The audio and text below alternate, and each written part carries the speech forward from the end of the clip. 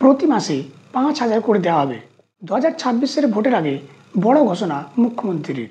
কারা পাবেন এই সুবিধা এবং কীভাবে পাবেন, চলুন বিস্তারিত আলোচনা করি। চ্যানেলে নতুন হলে অবশ্যই চ্যানেলটিকে সাবস্ক্রাইব করতে ভুলবেন না। আমাদের চ্যানেলে বিভিন্ন ধরনের আপডেট সবার আগে পেয়ে যাবেন। দেশের বিভিন্ন রাজ্যে বাঙালি পরিযায়ী শ্রমিকদের সমস্যায় পড়তে হচ্ছে। কেউ হয়েছেন আটক, আবার কেউ চরম হেনস্থার শিকার হয়েছেন বলে অভিযোগ। কাজ হারিয়েছেন বহু পরিযায়ী বঙ্গ সন্তান। এহেন পরিস্থিতির মাঝে পশ্চিমবঙ্গের মুখ্যমন্ত্রী মমতা ব্যানার্জি পরিযায়ী শ্রমিকদের জন্য নতুন একটা স্কিম নিয়ে আসলো, যার নাম শ্রমশ্রী প্রকল্প। মুখ্যমন্ত্রী বলেন যে আমাদের যে পোর্টাল আছে তা অনুযায়ী আমাদের এখানে প্রায় 22 লক্ষ পরিযায়ী শ্রমিক আছে, কিন্তু বাংলার বাইরেও অন্যান্য রাজ্য থেকে আমাদের প্রায় 1.5 কোটি পরিযায়ী শ্রমিক রয়েছে। কিন্তু আমি এটা বলবো, যারা ফিরে এসেছে এবং বাংলায় পরিযায়ী শ্রমিক যারা অন্যান্য রাজ্যে কাজ করেন, তারা যারা অসহায় অবস্থায় রয়েছেন, অত্যাচারিত হয়েছেন, ঘরে ফিরেছেন, ভাষা সন্ত্রাসকে কেন্দ্র করে তাদের অপরাধী তকমা দেওয়া হচ্ছে। কাজেই এটা নিয়ে আমরা একটা সিদ্ধান্ত নিয়েছি, বাংলার যে সকল পরিযায়ী শ্রমিক বাংলার বাইরে কাজ করেছে তাদের বাড়ি ফিরিয়ে এনে তাদের পুনর্বাসনের জন্য আমরা একটি প্রকল্প গঠন করেছি। এই পরিকল্পনাটায় আমরা নাম দিয়েছি শ্রমশ্রী। আমরা এতটুকু জানতে পারলাম যে যে সমস্ত পরিযায়ী শ্রমিকরা বাংলার বাইরে বিভিন্ন রকমভাবে হেনস্থার শিকার হয়েছে তাদের ক্ষেত্রে প্রতি মাসে ৫,০০০ টাকা করে দেওয়া হবে এবং এই ৫,০০০ টাকাটা যতদিন না পর্যন্ত বাংলায় ওই পরিযায়ী শ্রমিক কাজ না পাচ্ছে ততদিন দেওয়া হবে।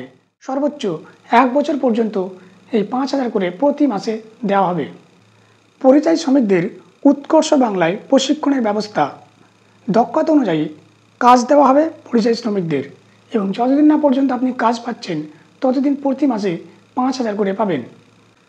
দেওয়া হবে জব কার্ড, স্বাস্থ্যসাথী কার্ড এবং খাদ্যসাথী কার্ড। যাদের ক্ষেত্রে এই কার্ডগুলি নেই তাদেরকে প্রদান করা হবে। পরিযায়ী শ্রমিকদের সন্তানদের শিক্ষার জন্য সরকারি স্কুলের সমস্ত রকম সুযোগ সুবিধা, বাকি সরকারি সুযোগ সুবিধাগুলিও ওই পরিযায়ী শ্রমিকরা পাবে। আমরা দেখেছিলাম যে বেশ কয়েক বছর আগে রাজ্য সরকার পরিযায়ী শ্রমিকদের জন্য একটি পোর্টাল করেছিল এবং সেখানে পরিযায়ী শ্রমিকদের ডিটেলস জমা হয়েছিল। যারা পরিযায়ী শ্রমিক তারা সেখানে ফর্ম পূরণ করেছিল। সেই পোর্টাল অনুযায়ী রাজ্য সরকার প্রায় 22,40,000 পরিযায়ী শ্রমিক রয়েছে।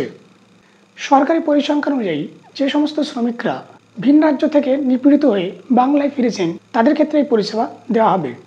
কিভাবে পাবেন এই পরিষেবা? এই পরিষেবা পাওয়ার জন্য আপনাকে অবশ্যই সরকারের কাছে নথিভুক্ত করতে হবে যে আপনি ভিন রাজ্য থেকে অত্যাচারিত হয়ে দেশে ফিরেছেন বা বাংলায় ফিরেছেন।